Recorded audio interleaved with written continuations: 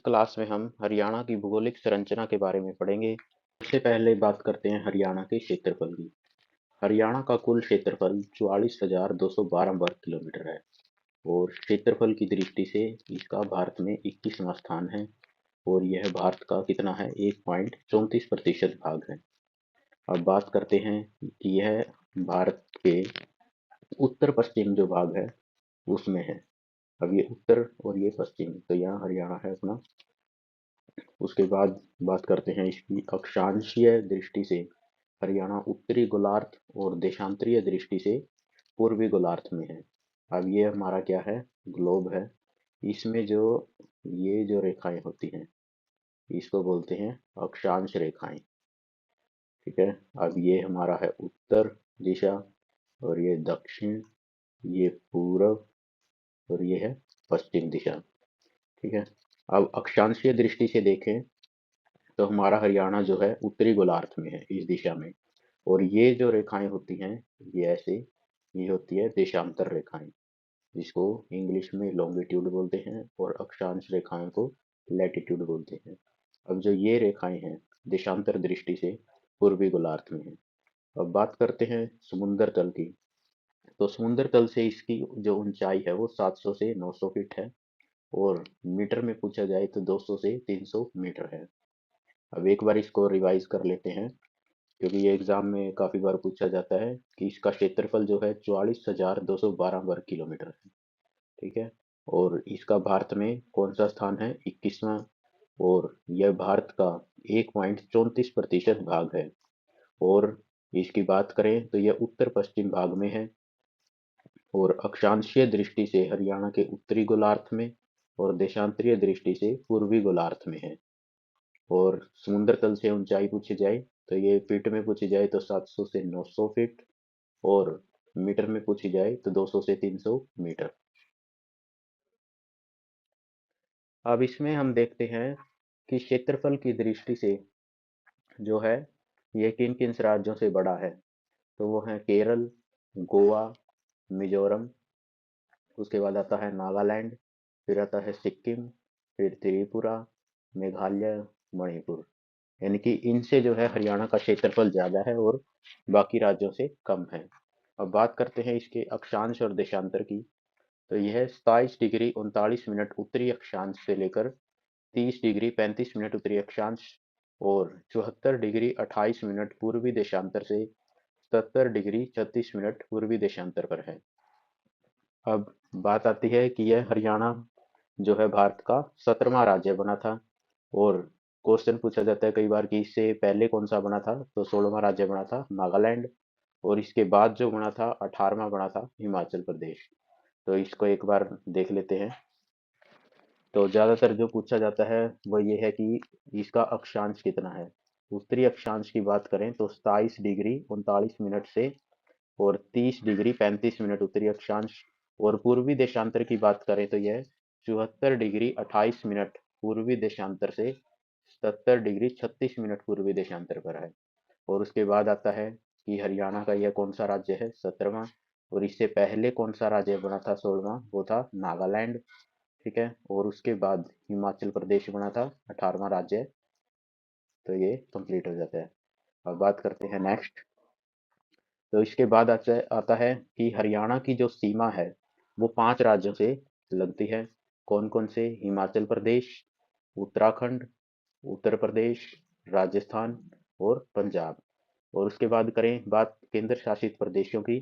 तो यह 2 केंद्र शासित प्रदेशों को भी टच करता है, चंडीगढ़ और दिल्ली। उसके बाद देखते हैं इनकी दिशा की। तो हरियाणा की जो उत्तर दिशा में है, उत्तर में हिमाचल प्रदेश है, दक्षिण पश्चिम में राजस्थान है और पूर्व में उत्तर प्रदेश है और उत्तराखंड है। उत्तर पश्चिम की बात करें तो उत्तर पश्चिम में जो है पंजाब है और चंडीगढ़ है और दक्षिण पूर्व में दिल्ली है। तो इसमें जो इम्पोर्टेंट है, तो सबसे ज़्यादा पूछ लिया जाता है कि कितने राज्यों की सीमा लगती है, तो वो 5 राज्यों की सीमा लगती है। और ये 2 केंद्र शासित प्रदेशों को भी टच करता है। और देखा जाए तो हरियाणा उत्तर में हिमाचल प्रदेश, ठीक है, ये हमारा हो गया उत्तर और यहाँ हिमाचल प्रदेश है। और दक्षिण पश्चिम, तो ये पश्चिम है, ये दक्षिण है, दक्षिण पश्चिम में आ जाता है राजस्थान, और पूर्व में उत्तर प्रदेश। तो ये पूर्व है, यहाँ हमारा उत्तर प्रदेश आ जाता है, और उत्तराखंड आ जाता है पूर्व में। और उसके बाद उत्तर पश्चिम में, ठीक है, ये उत्तर ये पश्चिम, तो उत्तर पश्चिम में हमारा पंजाब आ जाता है, और चंडीगढ़ यहाँ आ जाता है हमारा। और उसके बाद बात करें तो दक्षिण पश्चिम, दक्षिण पूर्व, दक्षिण पूर्व में दिल्ली, तो ये दक्षिण पूर्व दिशा है, यहाँ हमारा दिल्ली आ जाता है। तो अब नेक्स्ट चलते हैं। अभी हम बात करते हैं इसकी लंबाई की।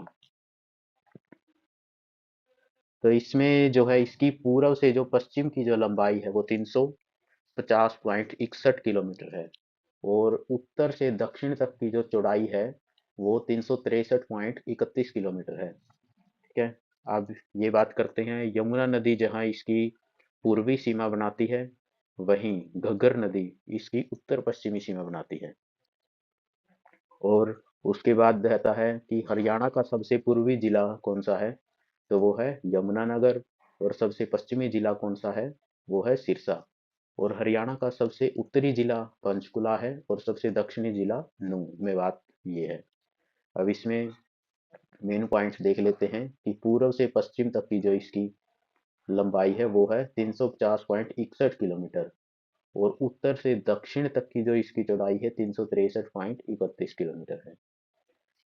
और उसके बाद यमुना नदी इसके पूर्व में सीमा बनाती है, और घग्गर नदी उत्तर पश्चिम में। उसके बाद आता है कि क्वेश्चन पूछ लिया जाता है हरियाणा का सबसे पूर्वी जिला, यानी कि पूर्व में जो यहाँ है वो कौन सा है, यमुनानगर।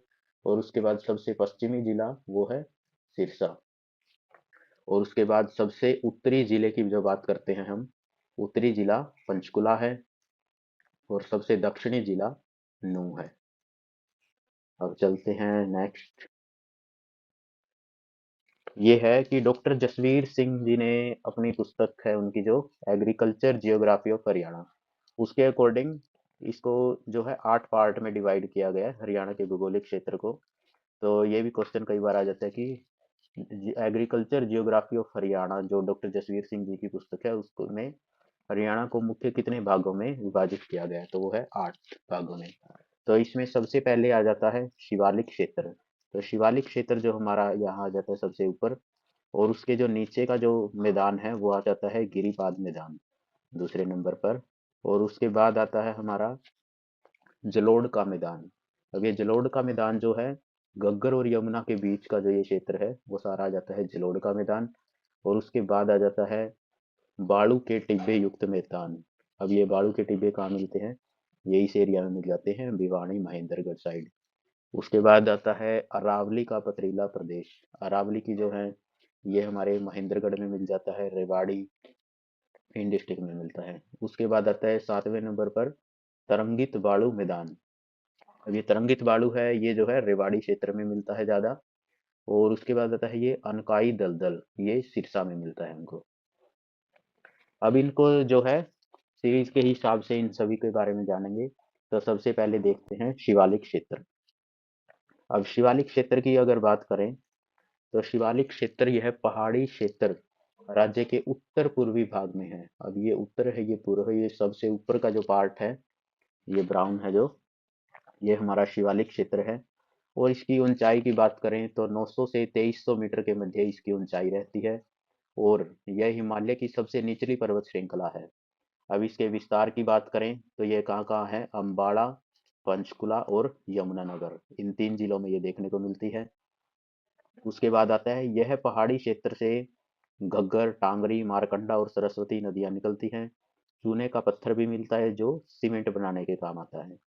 उसके बाद आता है कि शिवालिक पहाड़ियों में ही हरियाणा का सबसे ऊंचा पर्वत है, शिवालिक की पहाड़ियों में, जिसकी ऊंचाई 1514 मीटर है। कौन सा, करो की जो चोटी बोल देते हैं वो शिवालिक में यहाँ आ जाती है। इसकी ऊंचाई की बात की जाए तो 1514 मीटर। अब इसमें जो है मेनली क्वेश्चन बनता है, तो शिवालिक की जो पहाड़ी है वो उत्तर पूर्वी भाग में है, और इसकी ऊंचाई पूछ ली जाती है तो वो है 900 मीटर से 2300 मीटर के मध्य है।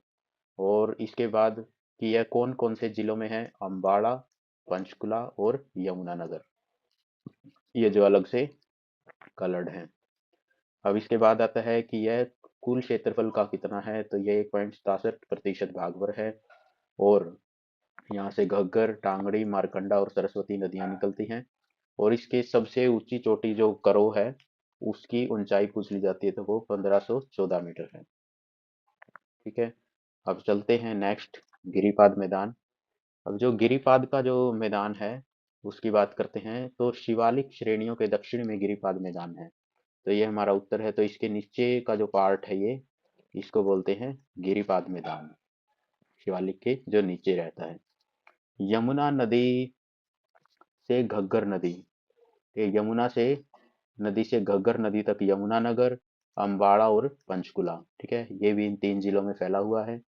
अब इसकी बात करें तो यह पर्वतीय मैदान को स्थानीय भाषा में घर कहा जाता है। और यह भाग ढाल के उत्तर पश्चिम से, उत्तर और पश्चिम से दक्षिण पश्चिम की तरफ है। अब इसमें जो क्वेश्चन मेनली रहता है कि यह शिवालिक के दक्षिण में है गिरिपाद का मैदान, और कौन कौन से जिलों में है, यमुनानगर, अम्बाड़ा और पंचकुला। अब इसकी बात करें तो पर्वतीय मैदान को इसको स्थानीय भाषा में घर कहा जाता है, ये भी कई बार पूछ लिया जाता है। तो अब चलते हैं नेक्स्ट, जलोढ़ का मैदान। अब जलोढ़ के मैदान की बात करते हैं तो शिवालिक के गिरिपाद क्षेत्र से अरावली तक तथा यमुना और घग्गर नदियों के बीच, ठीक है, ये यमुना है और ये घग्गर, यमुना और घग्गर नदियों के बीच फैला उच्च भूमि का मैदान है। तो यमुना और घग्गर इन नदियों के बीच का जो ये मैदान है, इसको बोलते हैं जलोढ़ का मैदान। अब इसको भी 2 पार्ट में डिवाइड किया गया है, जलोढ़ खादर मैदान और जलोढ़ बांगर मैदान। अब जलोढ़ खादर कौन सा होता है, यह नदियों द्वारा बहाकर लाई गई नई मिट्टी होती है। यह पतली परतनुमा हल्की मिट्टी होती है और इसकी उपजाऊ क्षमता की बात करें तो बहुत ज्यादा होती है। और जलोढ़ बांगर मैदान, यह नदियों द्वारा बहाकर लाई गई पुरानी मिट्टी होती है। कई वर्षों के जमाव के कारण यह मोटी परत बनाती है। उसके बाद बात करें कि यह मैदान कहाँ कहाँ फैला हुआ है, तो यह है अम्बाड़ा, यमुनानगर, कुरुक्षेत्र, करनाल, पैथल, पानीपत, सोनीपत, और उसके बाद आ जाता है रोहतक। रोहतक के बाद आ जाता है जींद, हिसार, फतेहाबाद, सिरसा। तो मेनली इन जिलों में ये मैदान फैला हुआ है। ये आप इसमें मैप में भी देख सकते हैं पूरा कवर्ड एरिया। और इसमें जो मेनली रहता है, ये यमुना और घग्गर के बीच का मैदान है ये। और जलोढ़ खादर मैदान कौन सा है, खादर और बांगर पूछ लिया जाता है तो खादर जो है नई मिट्टी का मैदान है। और बांगर पूछ लिया जाता है तो यह नदियों द्वारा बहाई गई लाई गई पुरानी मिट्टी का है। और जिलों की आपने इसमें आप देख सकते हैं। अब आता है नेक्स्ट, बाढ़ का मैदान। अब बाढ़ के मैदान की बात करें तो यह हरियाणा के जो पूर्वी किनारे पर यमुनानगर से पलवल जिले तक यमुना नदी प्रवाहित होती है, ठीक है। और यमुना और उसकी सहायक नदियों के प्रदेश के पूर्वी भाग में बाढ़ के मैदान का निर्माण है, जो ये डॉट डॉट से आप देख सकते हैं। तो ये नदियों के किनारे ये बाढ़ का मैदान है। ऐसे ही बाढ़ के मैदान में घग्गर और मारकंडा नदियों द्वारा बनाए गए, जिन्हें नैली तथा बेट कहा जाता है। तो ये भी क्वेश्चन पूछा जाता है, इन जो मैदानों को, बाढ़ का मैदान, इनको नैली या बेट भी कहा जाता है। और इसमें मेनली बात करें तो यमुना नदी और जो घग्गर नदी है उसके द्वारा बनाए गए ये मैदान है। अब बात करते हैं बालू के जो टीले हैं। अब आता है कि बालू के टीले युक्त मैदान। अब इसमें हरियाणा में बालू में मैदान पश्चिम में हरियाणा और राजस्थान के सीमावर्ती जिलों में, जैसे सिरसा, फतेहाबाद, भिवानी, महेंद्रगढ़, रेवाड़ी, ये इन जिलों में फैले हुए हैं। अब ये सिरसा हो गया, ये फतेहाबाद, ये हिसार, भिवानी, रेवाड़ी, महेंद्रगढ़, तो ये इन जिलों में मिल जाते हैं बालू के टीले जो बोलते हैं। उसके बाद आता है हमारा अरावली। अरावली का जो क्षेत्र है यह आ जाता है, यह क्षेत्र यह क्षेत्र राजस्थान में स्थित अरावली की पहाड़ियों का हिस्सा है, जो हरियाणा के दक्षिण भाग में है। तो ये दक्षिण में यहाँ आ जाता है कि इस भाग में जो है अरावली की पहाड़ियां हैं। यह राज्य के कुल क्षेत्रफल का 3.09% भाग पर है। और इसकी ऊंचाई की बात करें तो ये 220 से 500 मीटर पर है। और इन पहाड़ियों से चूना और स्लेट का पत्थर निकाला जाता है। वर्षा कम होने के कारण यहाँ कांटेदार झाड़ियाँ और कांटेदार वृक्ष पाए जाते हैं। अब बात करते हैं अरावली प्रदेश कहाँ कहाँ पर है। तो वो है फरीदाबाद, मेवात, रेवाड़ी, गुरुग्राम, महेंद्रगढ़, भिवानी, चरखी दादरी, इन जिलों में ये आ जाता है। और इसमें बात करते हैं तो यह हरियाणा राज्य का सबसे ऊंचा भाग जो डोसी की पहाड़ियां सुनी है वो नारनौल में है। ठीक है, तो ये डोसी की पहाड़ियां महेंद्रगढ़ नारनौल में आ जाता है। उसके बाद आता है कि इंदौरी की पहाड़ी जो है मेवात में है, पूछा जाता है ये भी क्वेश्चन। और उसके बाद तो शाम की जो पहाड़ी है वो भिवानी में है। इसमें ये आप देख लीजिए एक बार। और इसमें जो मेनली क्वेश्चन पूछा जाता है तो अरावली जो है ये राजस्थान में स्थित अरावली का भाग है। और यह हरियाणा के किस दिशा में है, वो है दक्षिण में। और यह राज्य के कुल 3.09% भाग पर है। और इसकी ऊंचाई पूछी जाती है तो वो 220 से 500 मीटर के मध्य है। और उसके बाद मेनली पूछा जाता है कि यह कौन कौन से एरियाज में है, वो है फरीदाबाद, मेवात, रेवाड़ी, गुरुग्राम, महेंद्रगढ़, भिवानी और चरखी दादरी। और सबसे ज्यादा जो पूछे जाने वाले क्वेश्चन रहते हैं तो ये जो है डोसी की पहाड़ी, ये जो डोसी की पहाड़ी पूछ ली जाती है तो ये महेंद्रगढ़ नारनौल में है। और कुलजातपुर गांव पड़ता है ये। और उसके बाद इंदौरी की पहाड़ी पूछी जाती है तो वो मेवात में है। और तो शाम की पहाड़ी ये जो है ये भिवानी में आ जाती है। तो अब देखते हैं नेक्स्ट, तरंगित बालू। तरंगित बालू, तरंगित बालू जो है ये हरियाणा के दक्षिण हिस्से में पाया जाता है। और ये कौन कौन से डिस्ट्रिक्ट में मिलता है, महेंद्रगढ़, रेवाड़ी और गुरुग्राम। तो ये इन 3 डिस्ट्रिक्ट में हमको मिलता है। उसके बाद आता है अनकई दलदल। अनकई दलदल जो है यह हरियाणा के पश्चिम जिले के सिरसा में जो जिला है, सॉरी सिरसा जिला जो है उसके दक्षिण भाग में ये मिलता है। तो ये हमारा सिरसा है। अब इसमें जो क्वेश्चन पूछा जाता है वो क्या है कि तरंगित बालू वो कहाँ मिलता है, दक्षिण हिस्से में मिलता है। और इसमें जिले कौन कौन से हैं, वो है महेंद्रगढ़, रेवाड़ी और गुरुग्राम। वैसे ही अनकई दलदल कहाँ पाया जाता है, वो सिरसा जिले में पाया जाता है। तो ये